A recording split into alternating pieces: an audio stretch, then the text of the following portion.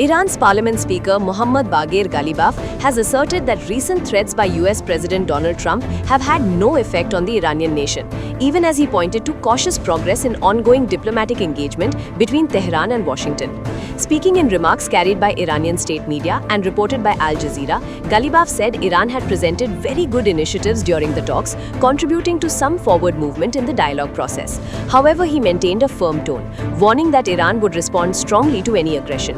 He stated that if confronted militarily, Iran would retaliate, but if approached with logic, it would respond in kind.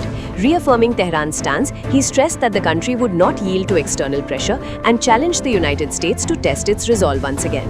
Meanwhile, President Trump on Sunday expressed confidence that Iran would eventually concede to US demands, while also issuing a stark warning about the possibility of overwhelming military action.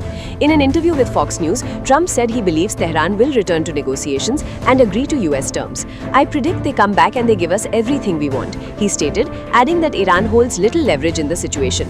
The US president also defended his recent strong rhetoric, including a controversial warning that an entire civilization could face destruction. He argued that such statements played a crucial role in bringing Iran to the negotiating table and keeping the dialogue ongoing.